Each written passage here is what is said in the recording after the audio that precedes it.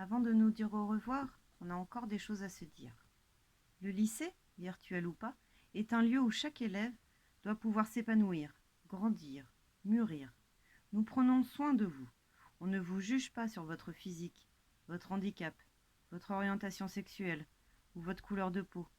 Pourquoi? Parce que c'est un délit? Parce que l'on risque une amende et de la prison? Parce que nous sommes des adultes? Non.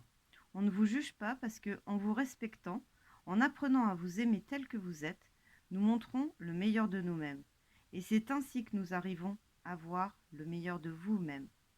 Vous aussi, prenez soin les uns des autres. Vous en sortirez grandis.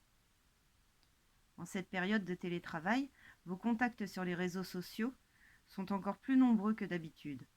Mais le harcèlement ne doit pas y avoir sa place. Pas seulement parce que vous risquez une exclusion de votre lycée ou une sanction pénale. Non, voyez au-delà de ça.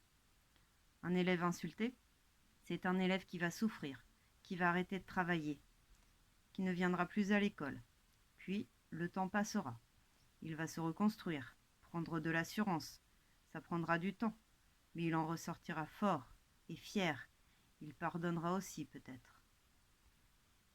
Un élève qui insulte, c'est un élève qui ne sait pas s'affirmer autrement qu'en rabaissant les autres.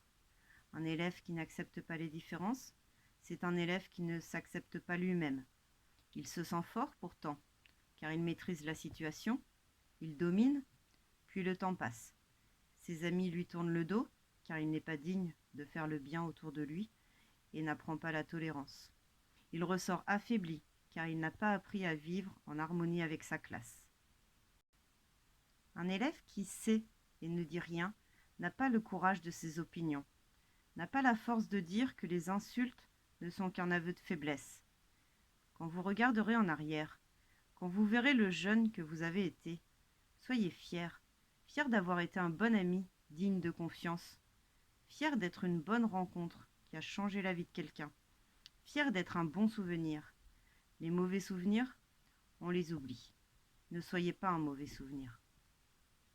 Parce que l'on croit en votre volonté de sortir grandi de cette école, à distance, parce que l'on veut que vous nous montriez le meilleur de vous-même, parce que l'on sait qu'ensemble, vous êtes plus forts, soyez unis, soyez dignes, soyez tolérants, soyez aimants, soyez bienveillants et soyez fiers.